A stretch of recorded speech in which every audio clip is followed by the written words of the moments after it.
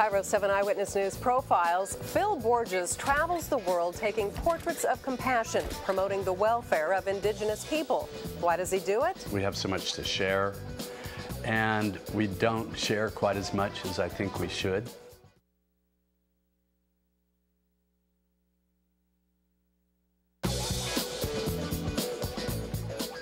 It's been said that every picture tells a story and that a good picture is worth 1,000 words. They are credos that have led Bellevue photographer Phil Borges down a most interesting path. Borges has developed a unique style of digital storytelling that introduces the plight of tribal and indigenous people to the rest of the world.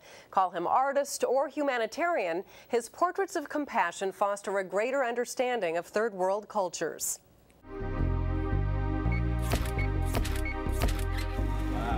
For 3 decades, he's traveled around the world, taking exhibition-quality photographs of indigenous people. People whose lives are connected to the land. People who've never looked into a camera lens.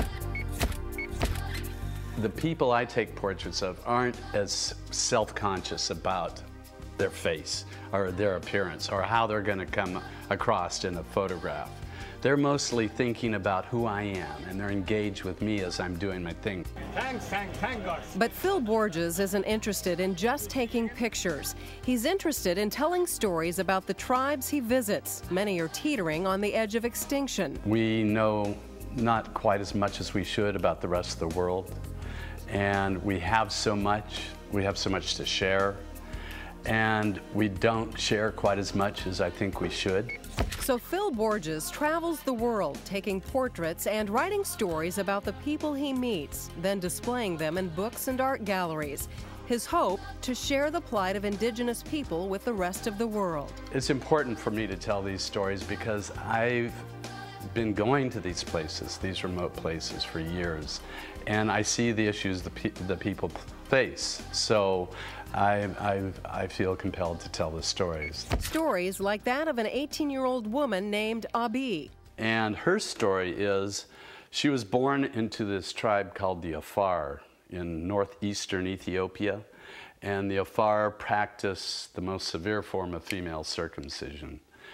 And they circumcise all girls, no questions asked. It's a taboo not to be circumcised before the age of 12. She talked the women into letting her film with a camcorder one of the circumcision ceremonies.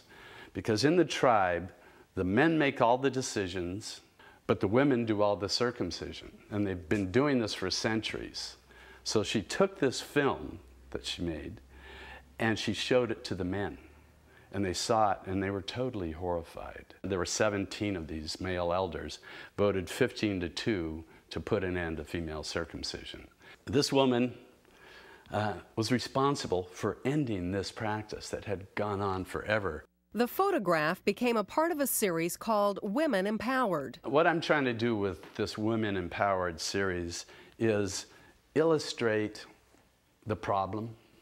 You know, women are discriminated against across the board in the developing world. So I'm telling all these hero stories to illustrate how far we need to come in terms of gender equality in the developing world, because the quickest way to get a community out of poverty is to empower the women.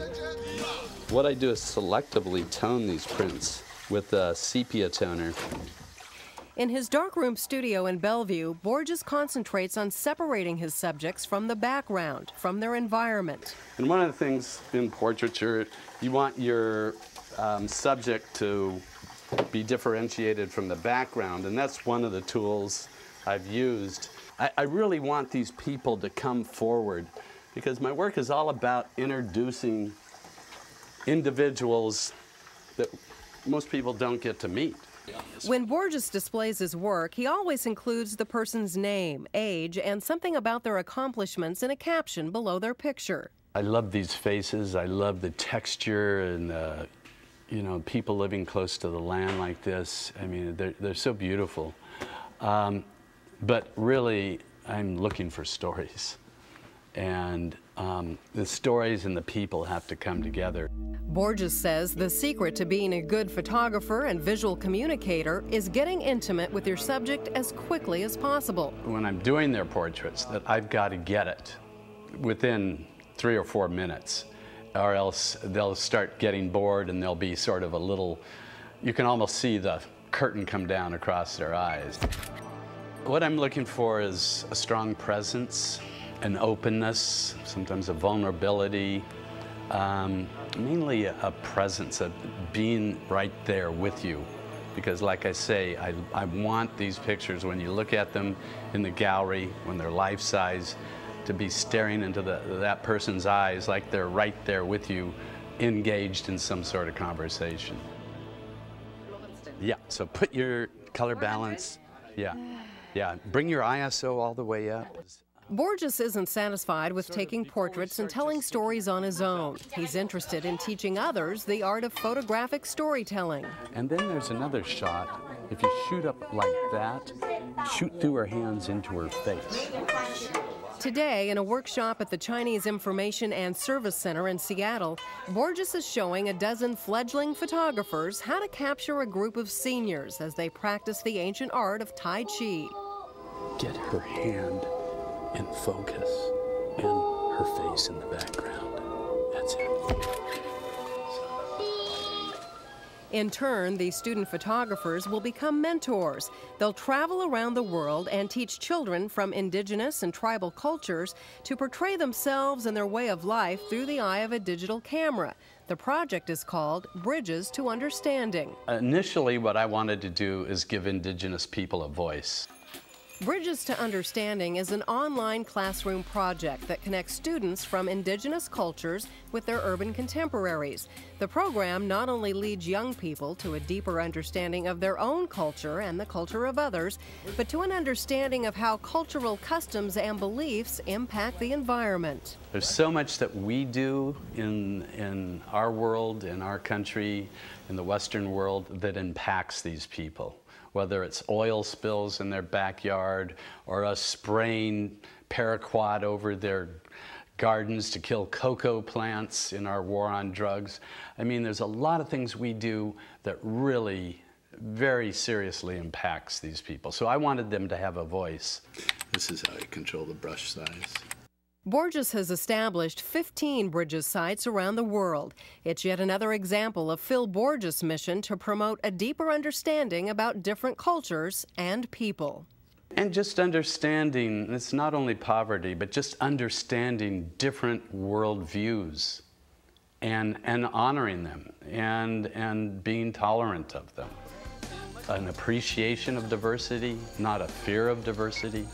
You really don't know your own culture till you step outside of it and look at it from another perspective. I mean, that's where you really find out about yourself and the culture you live in.